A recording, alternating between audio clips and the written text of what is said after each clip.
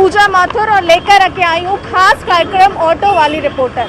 आज हम भोपाल से आगे बढ़कर के आ चुके हैं सांची विधानसभा क्षेत्र में, जहां कुल वोटर्स 2,31,000 हैं। सारे मतदाताओं की अपनी अलग समस्या है, अपने अलग मुद्दे हैं। तो आइए चर्चा करते हैं और लोगों से जानते हैं क्या है इस विधानसभा क्षेत्र के उनके मुद्दे और समस्या, क्योंकि यहाँ पे उपचुनाव होने वाला है और काफी क्षेत्र में मुद्दे और समस्याएं भी होंगे। इस बार जब आप वोट करने जाएंगे, क्या मुद्दे होंगे आपके? मेरा मुद्दा ये है कि रायसेन में विकास के नाम पर लोगों को छला जा रहा है। रायसेन जिले में प्रधानमंत्री से लेके सुषमा स्वराज विदेश मंत्री जी और हमारे कैबिनेट मंत्री 40 साल से रायसेन की जनता को छला जा रहा है। रायसेन में विकास के मुद्दे पर सिर्फ लॉलीपॉप पकड़ाया गई है। आप ये देखिए, रायसेन, आप भोपाल से रायसेन तक आए होंगे, आपको कई गायें रोड पे मिली होंगी। टोल टैक्स है, यहाँ टोल टैक्स वसूला जा रहा है, लाइटें नहीं मिल रही हैं आपको, टोल टैक्स वाले कर रहे हैं। ये क्या उनकी जिम्मेदारी नहीं होती कि गायों को रोड से हटाया जाए?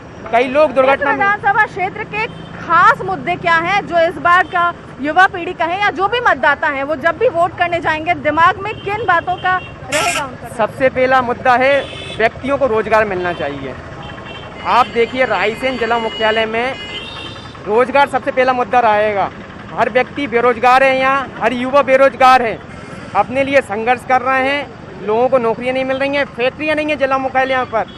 और सबसे मेन बात यह है कि आप देखिए, जिला मुख्यालय होने के बाद भी आज रेल यातायात से वंचित है। 40 वर्ष हो चुके हैं भोपाल साहब। बिल्कुल, तो बेरोजगारी एक सबसे बड़ी समस्या है। और क्या क्षेत्र के प्रमुख मुद्दे? विकास दो जगह बैठा है, एक हवा में और एक कागजों पे, और शहर में आप खुद देख सकते हैं कोई विकास नहीं है। क्या मतलब समस्याएं क्या है यहाँ पर? क्या शिक्षा सबको सही मिल रही है? शिक्षा का भी कुछ वो नहीं है। यहाँ से 45 किलोमीटर दूर, आपको खुद पता है, भोपाल जाना पड़ता है। लोग परेशान होते हैं। कुछ लोग तो जा पाते हैं, लेकिन कुछ ऐसे बच्चे होते हैं जो जा नहीं पाते। उस शहर में रीडिंग कॉलेज होने के बाद भी उसमें MSc वगैरह कई सब्जेक्ट नहीं है। मतलब शिक्षा भी एक समस्या है। और क्या मुख्य समस्याएं हैं? रायसेन शहर के अंदर एक मतलब मध्य प्रदेश के हृदय में बसने वाली सांची विधानसभा, और यहाँ पे कोई भी ऐसा कॉलेज, बड़ा कॉलेज नहीं है, इंजीनियरिंग कॉलेज, जिससे छात्रों को अत्यधिक समस्या का सामना करना पड़ता है। आज छात्र यहाँ से 45 किलोमीटर दूर जाता है पढ़ाई करने के लिए। बल्कि रायसेन शहर के अंदर यदि इंजीनियरिंग कॉलेज आएगा तो यहाँ रोजगार भी बढ़ेगा और मतलब इस क्षेत्र का विकास भी होगा। लेकिन यहाँ के जनप्रतिनिधियों द्वारा कोई ध्यान नहीं दिया गया और इस कारण यहाँ छात्रों को बहुत ज़्यादा समस्याओं का सामना। शिक्षा, बेरोजगारी, ये दो अहम मुद्दे हैं। और इस बार आप अगर बात करें तो क्या ध्यान में रख करके वोट देने जाएंगे? मैडम, बेरोजगारी सबसे बड़ा मुद्दा है। यहाँ पर रोजगार ही नहीं है। कुछ रायसेन में पढ़े लिखे लोग बेरोजगार घूम रहे हैं। बेरोजगारी और शिक्षा, इसके अलावा भी कुछ अन्य मुद्दे हैं? मैडम, पानी की समस्या, पानी इतना बेकार आ रहा है, हलाली डैम का गंदा पानी आता है, लोग फ्री पी रहे हैं उसके लिए।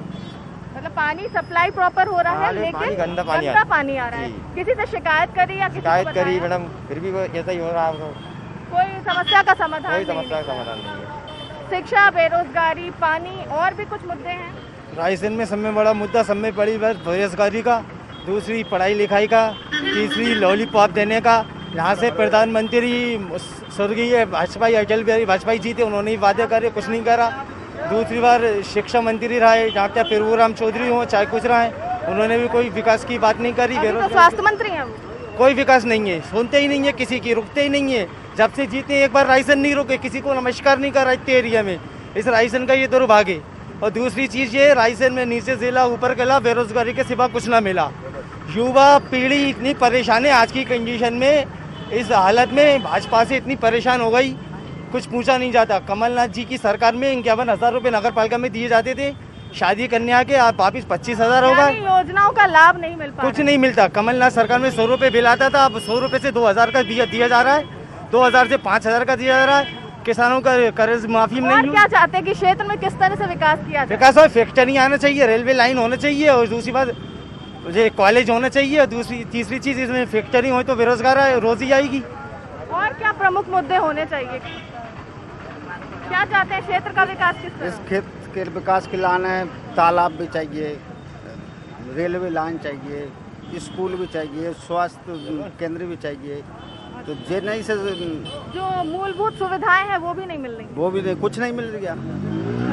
आपको क्या तकलीफ है? कुछ लगता है क्षेत्र का विकास के लिए क्या कुछ होना चाहिए? मैडम, ये 3 महीने से तो लॉकडाउन लगा हुआ था, उसके बाद ये दुकानें जो यहाँ लगी थी पूरी दुकानें हटा दी गई। बेरोजगार वैसे तो 3 महीने से हम लोग परेशान थे, अब ये दुकानें हटा के और हम लोगों को परेशान। आज 4 महीने से हम बैठे हुए हैं फालतू, ये बेरोजगारी कर दी। आदमी 3 महीने से तो वैसे बैठा था। अच्छा, सांची एक पर्यटन स्थल भी है, क्या आपको लगता है कि पर्यटन स्थल के हिसाब से यहाँ की सुविधाएं जो मिल रही है लोगों को वो पर्याप्त है? नहीं है, नहीं है मैडम, कहने का मतलब ये है, ये दुकानें पूरी हटा दी। 3 महीने से तो आदमी वैसे बैठा था। कोरोना की आड़ में पूरा मार्केट अतिक्रमण कर दिया इन्होंने रोड का। अच्छा, भोपाल में भी तो अतिक्रमण चल रहा है, रोड पे दुकान लगी, बिरिशा में लगी, हर जगह लगी। सिर्फ एक रायसेन में ही नेतागिरी सबसे ज़्यादा होती है, इसके अलावा और कहीं नहीं होती। और भी लोग हैं, कुछ उनसे बात करते हैं। क्या लगता है क्षेत्र का विकास किस तरह की? मैडम, विकास तो विकास की जगह है, पर काय के लिए यहाँ के नेता है ना, वो काय के लिए पूरे है ना गद्दार रहेंगे, या बीजेपी से जाओ या कांग्रेस से जाओ। इस समय आप काय के लिए प्रेजेंट में हो और ये पब्लिक है, ये सब देख रही है, ठीक है ना। कोई विकास नहीं है यहाँ का। अपन चाहे तो या अदर आदमी कोई भी खड़ा हो जाए। उपचुनाव होना है यहाँ पर, आपके भी दिमाग में जब आप वोट करने जाएंगे तो कुछ मुद्दे तो होंगे कि इन मुद्दों के आधार पे कौन सा नेता कितना काम कर रहा है। बेटा, मेरी नज़रों में देखवाता हूँ मैं आपको, क्योंकि चुनाव की जगह चुनाव है। और रही बात ये, क्योंकि ये ना बीजेपी का मतलब जो कांग्रेस से अपने जो काय के लिए पिरूराम जी, उसके बाद में आते हुए काय के लिए ये काय के लिए पब्लिक के कोडों से काय के लिए पैसे लेके ये बैठ गए, ठीक है ना। इस समय तो मुझे ऐसा लगता है, मैं उसे भी नहीं जानता, मदन चौधरी को भी नहीं जानता मैडम। मैं बात ये है, ठीक है ना, 33-35 करोड़ रुपए लेके बैठ गई है। और चाहते तो काय के लिए 2, 4, 10 करोड़ रुपए काय के लिए खर्च कर देते हैं, यहाँ पे विकास कर देते हैं, ठीक है ना। यहाँ पे काय के लिए फैक्ट्रियाँ आ रही थी, वो भी कुछ भी कोई नेताओं के दल बदलने से खासा गुस्सा मेरे हिसाब से तो मैडम काय के लिए गरीब आदमी है मदन चौधरी, और उसको काय के लिए पंजे के साथ उसका काय के लिए विकास कराया और उसका वोट उसे जिताया। ये मेरा निवेदन है। का सर्टिफिकेट है, ये देखो मेरी कंडीशन, ये आप देखो मेरी, इधर कैमरा करो, मेरी कंडीशन देखो आप, मेरा 80% का सर्टिफिकेट है और मेरे को साइकिल नहीं मिल पा रही। योजनाओं का लाभ नहीं मिल रहा? कोई योजना का लाभ नहीं मिलता, पेंशन मेरी चालू नहीं हुई है और ये अपने साइकिल मिली नहीं है मुझको, बाइसाइकिल। तो इस बार का जो उपचुनाव होना है, क्या अहम मुद्दे हैं, क्या आप चाहते हैं कि आपका नेता जब गरीब जनताओं को, विकलांगों को परेशानियों का सामना ही करना पड़ेगा, तो फिर हमें वोट देने से क्या मतलब, हम नोटा को जिताएंगे ना। हमें प्रभुराम जी से मतलब ना उनसे मतलब। भाई कोई काम करते नहीं है, प्रभुराम जी इसके पहले आए, उनके पास ही बजट आया, कोई प्रोग्रेस नहीं करी। अब अभी अतिक्रमण हटा था, उन्होंने चुनाव आ गए, पूरा अतिक्रमण पर लगवा दिया। आपका क्या कहना है, इस बार क्या मुद्दे रहेंगे? मैडम, मैंने तो काफी समय से ये देखा है, यहाँ पे मैंने जब से जन्म लिया है, यहाँ पे तो काय के लिए कोई विकास का कोई कालम ही नहीं हुआ, ठीक है ना। हम लोगों तो भाई, हम तो गरीब गुरबा हैं। ये मेरा आपका क्या कहना है, क्षेत्र का विकास और कैसे होना? हमारा जो है सर, वो बीमा नहीं मिल रहा हमारे लाने, बैंक में जाते तो बैंक वाले मतलब भगा देते, कल जाओ, कोई बीमा तुम्हारा नहीं है कल, और कल रोज के रोज मतलब तुम जाते हो, मतलब ये समस्या हमारी है। मतलब क्या कुछ होना चाहिए, आपको क्या लगता है जो आपका सांची विधानसभा क्षेत्र है, क्या कुछ पिछड़ा है जो अभी और इस चुनाव में आपके नेता आगे कर सकते हैं? बहुत पिछड़ा हुआ है, कुछ नहीं कर सकते यहाँ के नेता। जनता क्या चाहती है? जनता चाहती है दल बदलुओं को एक तरफ करे। जो स्थानीय नेता हैं वो उनके दल बदलने से खासा आक्रोशित है यहाँ की जनता, और साफ तौर पे कहना है जो सरकारी योजना है उसका लाभ नहीं मिल पा रहा है, जिसकी वजह से इनका मानना है कि आने वाले वक्त में वही नेता बने जो योजनाओं का लाभ भी दिला सके और साथ ही साथ इनकी समस्या को सुलझा भी सके। आगे और भी लोग हैं, चलिए उनसे चर्चा करते हैं और जानते हैं उनका मूड क्या है इस बार। आगे बढ़ते हुए हमें कुछ महिलाएं भी दिख रही हैं, उनसे भी बात करके जानते हैं और पूछते हैं क्या उन्हें भी कुछ समस्या है या फिर इस क्षेत्र को लेकर के उनके कुछ अपने अलग मुद्दे हैं। जी मैडम, मेरे गांव तो बहुत कच्चा अंदर है, तो बहुत समस्याएं आती हैं, क्योंकि अभी तो गड्ढे इतने हैं कि कोई गाड़ी जा नहीं सकती, तो प्रेग्नेंट भाइयों को लाने में भी बड़ी परेशानी होती है, इसलिए सड़क नहीं है उस गांव में, तो बहुत दिक्कत आती है हम लोगों को। सड़क की वजह से जो मरीज अस्पताल आ रहे होते हैं उन्हें काफी, जो अपन गाड़ी बुलाते हैं वो जाती नहीं है रास्ते देख के, तो कई भाइयों का घर पे ही प्रसव हो जाता है, तो बहुत दिक्कत आती है, हॉस्पिटल आने में काफी परेशानी होती है। और जैसा कि बताया कि सड़क की एक समस्या है, जो मरीज अपने घर से अस्पताल तक आते हैं उन्हें जिन सड़कों से गुजरना पड़ता है वो काफी दर्दनाक होता है, क्योंकि एक तो वो खुद ही मरीज होते हैं, ऊपर से जर्जर सड़कें। ये भी इस क्षेत्र की एक समस्या में से एक है। चलिए आगे बढ़ते हैं और बात करते हैं लोगों से। बढ़ते हुए हम आ पहुंचे हैं एक चौराहे पर और यहाँ पर कुछ लोग मुझे दिखाई दे रहे हैं, उनसे भी बात करके जानते हैं कि यहाँ के जिले की क्या व्यवस्थाएं हैं, क्या समस्याएं हैं और इस बार का वोटर का मूड क्या है, कुछ समस्या है भी या नहीं। उपचुनाव को लेकर कई पार्टियां कई मुद्दे पे बात करती, जैसे किसान का मुद्दा, बेरोजगारी का मुद्दा। वहीं किसानों के खातों में 4-4 हज़ार रुपये डलना थी, वो भी नहीं डला है। और वहीं 18 तारीख को शिवराज सरकार ने कहा था कि किसानों को 18 तारीख को फसल का पैसा मिलेगा, वो भी नहीं मिला है। और 2 लाख का जो कर्ज था कांग्रेस सरकार, वो भी नहीं मिला। ऐसे मद्दों को लेकर पार्टियाँ कई चुनाव जीत जाती, मगर इस क्षेत्र का विकास अभी तक नहीं हुआ है। कोई सी भी पार्टी सिर्फ मुद्दे पे चुनाव जीतती, विकास का, शिक्षा का, रोड का, मगर ज़मीनी हकीकत ये है आज भी मुख्यालय से 10 किलोमीटर की दूरी पर रोड नहीं है। यानी कह सकते हैं कि क्षेत्र की जनता को ठगने का काम होता है। अभी तक ठगते ही आए हैं, जमीनी हकीकत पे विकास नहीं होते आया है। बस मुद्दे रहते, मुद्दे के हिसाब से चुनाव जीत जाते हैं और जैसे चुनाव नज़दीक आता है घोषणा पे घोषणा हो जाती हैं। आप भी इस बार वोट देने जाएंगे, आपके दिमाग में क्या चीज़ें हैं, किन आधार पर आप अपने नेता को चुनेंगे? देखिए, सबसे बड़ी समस्या तो हमारे क्षेत्र की ये है कि हमारे यहाँ बेहतर स्वास्थ्य व्यवस्थाएं होनी चाहिए थी, पर क्या है छोटी छोटी सी स्वास्थ्य संबंधित समस्याओं के लिए यहाँ से लोगों को भोपाल रेफ़र किया जाता है और जिसके चलते यहाँ पे पर्याप्त मात्रा में ना डॉक्टर है, ना नर्स स्टाफ है, ना मेडिकल स्टाफ है और लोग इतने ज़्यादा परेशान रहते हैं कि कहीं ना कहीं इलाज के अभाव में उनकी मौत हो जाती है। और आज से ठीक 1 साल पहले 3 नवंबर को एक बहुत बड़ा बस हादसा हुआ था जो दरगाह के पास में, पर बेहतर स्वास्थ्य व्यवस्था ना होने के चक्कर में अधिकांश लोगों को भोपाल रेफ़र किया गया था, जिसमें से 12 से 13 लोगों की मौत हो गई थी। अब इन्हीं मुद्दों को लेके इस बार मैं वोट दूंगा कि जो हमारे यहाँ बेहतर स्वास्थ्य व्यवस्था है और यहाँ के युवाओं को रोजगार दिला पाएंगे तो उन्हीं को मेरा वोट जाएगा। आपके क्षेत्र के ही मंत्री, स्वास्थ्य मंत्री भी बने हुए थे, मंत्री बनने के बाद उन्होंने कुछ किया? देखिए, मंत्री बनने के आखिरी में जब उपचुनाव की घोषणा होने लगी उस समय इन्हें कोविड आइसोलेशन सेंटर का लोकार्पण किया, पर उसमें भी अभी वर्तमान में पर्याप्त मात्रा में बेड आइसोलेशन वार्ड नहीं है जितनी यहाँ पे रिक्वायरमेंट है। अभी पर डे यहाँ पे 200 प्लस से ज़्यादा मरीज कोविड के आ रहे हैं और कई मरीज जो हैं वो सीरियस कंडीशन में भी आते हैं, पर पर्याप्त मात्रा में यहाँ पे आइसोलेशन बेड ना होने के चक्कर में उन्हें हमीदिया या एम्स जैसे हॉस्पिटलों में वहाँ पे रेफ़र करना होता है। यानी कुल मिलाकर के जिला अस्पताल होने के बावजूद दूसरे शहर में यानी कि भोपाल रेफर किया जाता है लोगों को। और क्या समस्याएं हैं इससे? जी, यहाँ पर बिजली की समस्या को देखा जाए तो बिजली की समस्या आए दिन लाइट काटी जाती है और जो कि बिजली का बिल के मुद्दे की बात करें तो बिजली के मुद्दे बिल 100 रुपये का था, तो 100 रुपये से छोड़कर बिजली का बिल 2-2, 3-3, 20-20 हज़ार रुपये बिल आता है।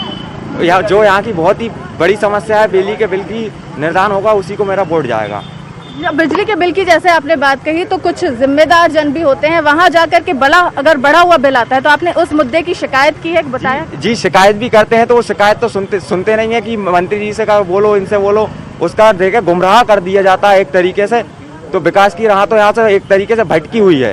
यानी कुल मिलाकर के फिर से चाहे कुछ भी बात हो लेकिन योजना का लाभ सीधे सीधे जनता को नहीं मिलता है। उन्हें उनका साफ तौर पे कहना है कि हर बार जब भी चुनाव आते हैं तो जनता को ठगने का काम होता है। आपकी क्या समस्या है, क्या चाहते हैं कि क्षेत्र में कैसे? जागरूक का बंद नहीं है मैडम यहाँ पे, बिल्कुल यहाँ पे समस्या मैडम पब्लिक बिल्कुल समझ ही नहीं रही मैडम। मास्क का मैडम बिल्कुल पालन नहीं हो रही है यहाँ पे मैडम, कोई मास्क लगाए ना लगाए मैडम कुछ नहीं हो रहा है यहाँ पे। बिल्कुल जन जागरूकता की भी लोगों की कमी है। अक्सर निगम की टीम निकलती है, नुक्कड़ नाटक करती है, जगह जगह पर हिदायत दी जाती है, लेकिन यहाँ पर आप देख सकते हैं तमाम लोग जो अधिकांश हैं वो बिना मास्क के ही दिखाई देंगे। और क्या लगता है आपको इस बार क्षेत्र में किस तरीके का विकास आप चाहते हैं? यहाँ की जनता एक ठगा हुआ महसूस कर रही है, क्योंकि यहाँ पे जो पिछला चुनाव हुआ था उस पर खासकर किसान वर्ग ने, गरीब वर्ग ने, मजदूर वर्ग ने 2 लाख के झांसे में आके वोट किया था। और किसान, हम जगह जगह जाते हैं, लोग बोलते हैं कि काफ़ी ठगा हुआ महसूस कर रहा है, क्योंकि किसान डिफाल्टर हो गए। इनने 2 लाख की घोषणा की, किसान ने बैंक का ऋण नहीं दिया ताकि ये किसान का कर्जा माफ़ करेंगे। किसान डिफाल्टर हो गया, किसान को चोर साबित हो गया बैंक की नज़र में। तो यहाँ की जनता और हम लोग तो अब वोट करेंगे और इन्हीं मुद्दों के साथ। यानी कुल मिलाकर के क्षेत्र की जनता चाहती है कि इस बार सिर्फ घोषणाएं ना हो बल्कि वो चीजें हो जो जनता को सीधे सीधे लाभ पहुंचाए। घोषणा कर दी जाती है लेकिन वास्तविक तौर पर यहाँ का जो वोटर है वो खुद को हर बार हर चुनाव में ठगा ही महसूस करता है। सीधे तौर पर उनका कहना है कि जनता उन्हीं को चुनेगी और अगर वो आते भी हैं तो आश्वासन की जगह काम करने पर ध्यान दें तो जनता का साथ उनको जरूर मिलेगा हर बार। चलिए आगे चल करके और भी लोगों से जानते हैं क्या कहना है उनका।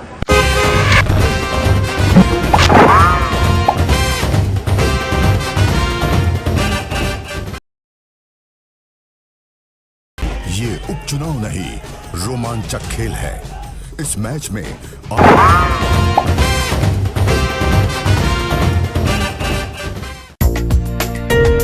तो जनता से हमने बात की, उनकी समस्याएं सुनी, ये भी जाना कि किस मुद्दों को लेकर के इस बार वो वोट करने वाले हैं।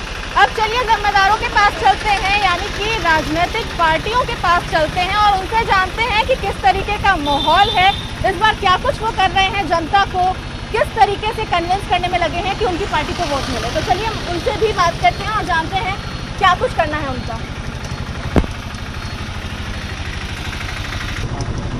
हाँ, तो आगे बढ़ते हुए मुझे कांग्रेस के कुछ प्रतिनिधि दिखाई दे रहे हैं और उनसे बात करके हम कोशिश करते जानने की कि किस तरीके का माहौल है क्षेत्र में, क्या कुछ कहना है उनका और क्या है। तो कांग्रेस के युवा जिला अध्यक्ष विकास शर्मा जी हैं, उनसे बात करते हैं। विकास जी आइए। नमस्कार, बैठिए आप। और क्या चल रहा है पार्टी स्तर पर, कार्य कैसा चल रहा है? अच्छा चल रहा है पार्टी स्तर पर काम। हाँ। हमारे यहाँ पर मंडलम, सेक्टर, बूथ स्तर पर हम लोगों ने टीमें बनाई हैं और हर बूथ स्तर पर हम लोग काम कर रहे हैं। हमारे बूथ पे हमारे पूरे 10 लोगों की टीम है जो काम करने में लगी हुई है और निश्चित ही हम लोग चुनाव जीतेंगे। अच्छा, 3 बार तो कांग्रेस जीती है, उससे बाद अगर बात करें तो बीजेपी का यहाँ पर कह सकते हैं कि पूरा दबदबा रहा। इस तरीके की स्थिति में इस बार क्या लगता है क्या होगा, क्योंकि पहले भी प्रभुराम चौधरी कांग्रेस में ही थे और इस बार उन्होंने अपना पाला बदल दिया है। मैम देखिए, पाला बदलने से उनका व्यक्तिगत फायदा हुआ है। कहीं ना कहीं मैम कार्यकर्ताओं का नुकसान हुआ है। जिन कार्यकर्ताओं ने दिन रात मेहनत करी, नेता कार्यकर्ता से बनता है। कार्यकर्ताओं ने दिन रात पोलिंग बूथ पे मेहनत करी, पोलिंग बूथ पे कार्यकर्ता लड़ा और उसके बाद जाकर प्रभुराम चौधरी चुनाव जीते थे। डॉक्टर प्रभुराम चौधरी कोई खुद के दम पे चुनाव नहीं जीते थे कि वो कहीं कि अपने दम पे चुनाव जीत रही है। कार्यकर्ताओं की मेहनत थी, रोका कार्यकर्ता को मिला, रोका हम जैसे हजारों कार्यकर्ताओं को मिला जिन्होंने लड़ाई लड़ी। आज उस कार्यकर्ता का क्या बचा? हम लोगों ने जिन बीजेपी वालों से लड़ाई लड़ी, हम जिन बीजेपी वालों के लिए हमेशा लड़ते रहे, डॉक्टर प्रभुराम चौधरी जिन बीजेपी वालों के खिलाफ हमेशा लड़ते रहे, जो उन्हीं से जाके मिल गए। इसका जवाब जनता इन्हें देगी। मदन लाल अहिरवार की किस तरीके से पकड़ है, क्या कुछ वो कर रहे हैं क्षेत्र की जनता के लिए? मैम मदन लाल अहिरवार एक बार सरपंच रहे, मंडी डायरेक्टर रहे, जिला पंचायत सदस्य 2 बार के। इतना सरल और इतना सहज व्यक्ति कभी नहीं हो सकता। डॉक्टर प्रभुराम चौधरी ने 15 महीने के अंदर लोगों के फोन तक नहीं उठाए। मैं खुद कांग्रेस का कार्यकर्ता था, चुनाव में मैंने इनके लिए दिन रात काम किया। मेरे ऊपर सरकार के अंदर केस लगाया है। हमारे कार्यकर्ताओं को हमेशा 15 महीने में प्रभुराम चौधरी भी रहे, जिन्होंने कांग्रेस कार्यकर्ताओं को लगातार प्रताड़ित किया। मदन लाल चौधरी एक सरल और सहज व्यक्ति हैं। हर व्यक्ति से उनका संपर्क हर व्यक्ति सहज तरीके से मिलते हैं और इतना सरल प्रत्याशी इस सांची विधानसभा को नहीं मिल सकता। 1 साल से ज़्यादा का वक्त हो गया है प्रभुराम चौधरी के क्षेत्र में थे और तब वो कांग्रेस जनता का साफ तौर पर कहना है कि तब वो शिक्षा मंत्री थे, उसके बावजूद क्षेत्र में शिक्षा की कमी है, बेरोजगारी बढ़ी हुई है। मैम देखिए, डॉक्टर प्रभुराम चौधरी जी लगातार यहाँ से 3 बार विधायक रहे, 1 बार मंत्री भी बने, संसदीय सचिव रहे, मगर जो एक बड़े पैमाने पर काम होना था शिक्षा के क्षेत्र में रायसेन जिले के अंदर, वो बिल्कुल नहीं हुआ। जनता के साथ छलावा हुआ, जनता को छला गया और लास्ट में इन्होंने हमारे जनमत का सौदा कर लिया, जिससे जनता बहुत दुखी है। हम लोग लगातार लड़ते रहे, हम लोगों ने लगातार लड़ाई लड़ी और इन्होंने हमारे साथ धोखा किया। इसका जवाब जनता इन्हें इस बार देगी, क्योंकि चुनाव कांग्रेस और बीजेपी से इतर ईमानदारी और गद्दारी का चुनाव है। क्योंकि ये हरिजन सीट है, रिजर्व सीट है, क्या क्षेत्र का समीकरण बैठ रहा है फिलहाल? मैम क्षेत्र का समीकरण हमारे यहाँ पर हमारे जो अनुसूचित जाति के वोट बहुत अधिक हैं, तो वो वोट भी इस बार कांग्रेस पार्टी को मिलेंगे, क्योंकि उन्हें भी दिख रहा है कि उनके साथ भी इनने कोई भला नहीं किया। डॉक्टर प्रभुराम चौधरी जी ने किसी का कोई भला नहीं किया, हर आदमी का इन्होंने नुकसान किया। देखिए मैडम, मदन लाल चौधरी एक 20 साल से लगातार राजनीति के अंदर एक व्यक्ति है और प्रभुराम चौधरी के कई चुनाव भी उन्होंने उस पूरे क्षेत्र में उन्होंने ही वही देखा करते थे, क्योंकि प्रभुराम चौधरी हमारे कांग्रेस के उस समय विधायक हुआ करते थे, नेता हुआ करते थे, तो वो सभी हम लोग कार्यकर्ताओं के साथ थे। आज जो मौका कांग्रेस पार्टी ने दिया वो कार्यकर्ता को दिया। मदन लाल चौधरी एक कार्यकर्ता है और निश्चित ही पूरी कांग्रेस पार्टी उसके साथ लगी हुई, क्षेत्र की जनता उसके लिए काम करेगी। तो इतना सीधा और सरल व्यक्ति कांग्रेस पार्टी जो इतना सीधा और सरल व्यक्ति इतना कांग्रेस पार्टी ने हमारी साथी विधानसभा प्रत्याशी के रूप में दिया है, उतना कोई नहीं है। अगर आपकी सरकार आ जाती है, आपके मंत्री यहाँ पर चुन लिए जाते हैं, तो जनता को जो सबसे पहले, जैसे आपने बेरोजगारी बताई, और क्या कुछ मुद्दे रहेंगे जिन पर फोकस करना है, आपको काम करना है? मैं ये कहना चाहता हूँ कि अगर हमारी सरकार बनती है और हमारी सरकार बनती है और मदन लाल चौधरी यहाँ से जीतते हैं और सरकार हमारी बनती है, तो सर्वप्रथम हम नगर के सर्वांगीण विकास के लिए काम करेंगे। आपको इस बात को मुझे बताने में बड़ी खुशी होती है कि यहाँ पर जो फोर लेन ये यहाँ पर रायसेन में प्रस्तावित हुए, कमलनाथ जी के समय पर हुआ। कमलनाथ जी की देन है कि यहाँ पर रायसेन में जो फोर लेन की प्रस्तावित उनके समय में दी गई थी, मगर इसका श्रेय ये लोग लेते हैं। ये पहले ही कमलनाथ जी के समय में हो चुका था और भी कमलनाथ जी ऐसी कई योजनाएं जो है रायसेन को दी और आगे भी हम लोग उसके लिए प्रयास करेंगे। वो तो श्रेय की राजनीति होती है, जब भी कुछ अच्छा होता है तो श्रेय लेने की होड़ लग जाती है। बीते समय से यहाँ पर बीजेपी का लंबा कार्यकाल रहा, लेकिन बावजूद इसके क्षेत्र का कुछ विकास नहीं हो पाया। लेकिन अब कांग्रेस का कहना है कि अगर उनकी उम्मीदवार जीतते हैं तो सबसे पहला फोकस रहेगा बेरोजगारी खत्म करना और इसके साथ साथ जनता को मूलभूत सुविधाएं देना। चलिए आगे और बीजेपी के कैंडिडेट के क्या कुछ करना है, उनके भी प्रतिनिधि से बात करते हैं और जानते हैं क्या कुछ करने में जुटे हैं कार्यकर्ता और किस तरीके से कार्य योजना बना रहे हैं जनता के लिए। चलिए बात करते हैं। तो बीजेपी के जो पिछली बार के प्रत्याशी थे, जो उम्मीदवार थे, वो हमारे साथ हैं, मुदित शेजवार। इनसे बात करते हैं और जानते हैं इस बार क्या है चुनावी मुद्दे, क्या इनकी स्ट्रैटेजी है। लोगों में जोश है, कार्यकर्ताओं में जोश है और साधारण जनता में भी, वोटरों में भी जोश है और मुझे जोश के साथ आक्रोश भी है। दल बदल लिया इस बात का लोगों ने बोला है, उन्हें बहुत ही आक्रोश है, गुस्सा है उनके अंदर।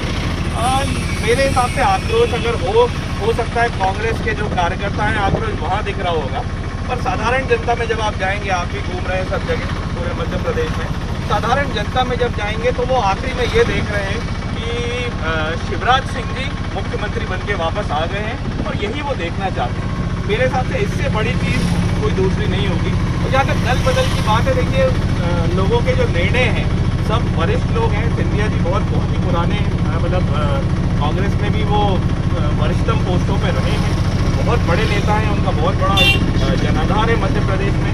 जो 22 विधायक भारतीय जनता पार्टी में आए हैं वो भी अब सभी अपने क्षेत्रों में सब कद्दावर नेता हैं, मंत्री रहे हैं सब लोग, अधिकतर लोग। तो ये जो निर्णय इन्होंने लिए हैं वो सोच समझ के लिए और कहीं ना कहीं जनता के फेवर के लिए निर्णय, इसलिए मुझे नहीं लगता जनता में कहीं आक्रोश है। कांग्रेस के लोग हो सकता है नाराज हो गए, अब उनके हाथ से जो सत्ता छूट गई है, स्वाभाविक है उनका नाराज होना। जनता का कहना ये भी है कि बीजेपी की इस विधानसभा क्षेत्र में वर्चस्व रहा है इस सीट पर, लेकिन उसके बावजूद जो मूलभूत सुविधाएं होती हैं वो उन तक नहीं पहुंची है। क्षेत्र में बेरोजगारी नहीं है, शिक्षा की कमी है, पानी की समस्या है। अब देखिए क्या होता है, आप जब जनता के बीच में जाते हैं तो सब प्रकार के लोग मिलते हैं। एक बात तो ये कहना एकदम सही नहीं होगा कि ये भारतीय जनता पार्टी का गढ़ रहा है। पिछले अगर 5 चुनाव की बात करें तो 5 में से 3 बार भारतीय जनता पार्टी रही, 2 बार भारतीय जनता पार्टी रही और 2 बार कांग्रेस रही, 3 बार। तो क्षेत्र के जो सुविधाएं हैं, मूलभूत सुविधाएं हैं, उसमें हम पिछले 10-15 सालों में जो उठा के देखेंगे तो 15 साल की भारतीय जनता पार्टी की सरकार में अब बहुत विकास हुआ है। आप 15 साल पहले इस क्षेत्र में आके देखते क्या स्थिति थी और आप 15 साल बाद देखेंगे तो बहुत विकास हुआ है। मैं नहीं मानता कि एकदम कोई नाराज़गी है लोगों में, छोटी मोटी कहीं कोई समस्याएं रहती हैं तो वो हमारा काम है। नेतृत्व जो है हमें इसलिए प्रदान किया गया जनता द्वारा कि जो समस्याएं इनका निराकरण करें वो करेंगे आगे। थोड़ा पर्सनल क्वेश्चन, पिछली बार आप कैंडिडेट थे जिसके अगेंस्ट लड़ रहे थे, अब वही आपकी पार्टी के प्रत्याशी हैं और अब आप उनके लिए चुनाव प्रचार कर रहे हैं। देखिए ये भारतीय जनता पार्टी है और हमारी पार्टी की जो सबसे बड़ी ताकत है वो है हमारा संगठन। और मेरा मानना है कि भारतीय जनता पार्टी का जो कार्यकर्ता होता है उसका हृदय बहुत विशाल है। मैं अपनी तारीफ, मैं अपने लिए नहीं बोलूँगा ये बात, सिर्फ हर छोटे से छोटा और बड़े से बड़ा भारतीय जनता पार्टी का जो कार्यकर्ता है, हम सब सिर्फ और सिर्फ संगठन के निर्णय पे कदम रखते हैं। संगठन हमारे लिए सर्वोपरि है और संगठन ने जो निर्णय लिया है वो हमें स्वीकार है। टिकट ना मिलने का दुख तो होगा? नहीं, मुझे बिल्कुल भी, मेरी देखिए उम्र बहुत कम है अभी, मैं पार्टी ने मुझे बहुत कुछ दिया। मेरी उम्र 34 वर्ष की है अभी, मुझे इतनी कम उम्र में उन्होंने कैंडिडेट बनाया 2018 में, जो मुझे मौका दिया था, ये मेरे लिए अपने आप में एक उपलब्धि मानता हूँ इसको। और पार्टी अगर मुझ में कोई योग्यता अगर देखती है तो पार्टी मेरा सही समय पे और सही जगह पर उपयोग करेगी। और बहुत लंबी पारी खेलने के लिए अभी मैं तैयार हूँ, तो एक बार टिकट ना मिले इसको मैं कहीं से कोई सेटबैक नहीं मानता। आपसे पहले आपके पिताजी भी सीट पर लड़ते आए हैं, लोगों के बीच उनका काफ़ी दबदबा रहा है, लोगों से उनके तार जुड़े हुए हैं, लेकिन अब एक अचानक से नया कैंडिडेट आ जाना। हाँ, देखिए दो विषय हैं। पहला विषय ये बिल्कुल सही है कि 40-45 साल से मेरे पिताजी क्षेत्र का नेतृत्व करते आए हैं और ये क्षेत्र में मतलब ये मान के चलिए बहुत बड़ा परिवार है हमारा। ये पूरी जो विधानसभा ये एक परिवार के रूप में हम लेते हैं और परिवार के साथ हम सुख दुख में खड़े हैं, साल से खड़े थे और आगे हमारे हाथ में नेतृत्व हो या ना हो, हम विधायक रहें या ना रहें, इस परिवार की जिम्मेदारी हमारी है जिसको हम निभाएंगे। दूसरी बात, नए कैंडिडेट की आप बात कर रहे हैं, डॉक्टर प्रभुराम चौधरी जी नए कैंडिडेट नहीं है, वे भी 35 साल से इसी क्षेत्र में राजनीति कर रहे हैं। हाँ, ये बात अलग है। हाँ, ये बात अलग है कि वो कांग्रेस की तरफ से थे, अब बीजेपी में आ गए हैं। हम सब उनको कहीं ना कहीं सभी लोग यहाँ साथ में मिलके अभी उनको भारतीय जनता पार्टी में धीरे धीरे वो सेटल हो रहे हैं। ये बात सही है कि इतने समय से वहाँ पर रहे हैं तो वहाँ पे काम करने के तरीके अलग थे, भारतीय जनता पार्टी में काम करने के तरीके थोड़े से अलग होते हैं, पर हम सब उनको अच्छे से अंगीकार कर रहे हैं क्योंकि उन्होंने भी हमें स्वीकार और अंगीकार किया है। तो इस मामले में हमारे मन में कोई डाउट नहीं है और जनता भी चौधरी जी को अच्छे से जानती है। चौधरी जी कहीं ना कहीं जस्टिफाई कर रहे हैं इस बात को कि वो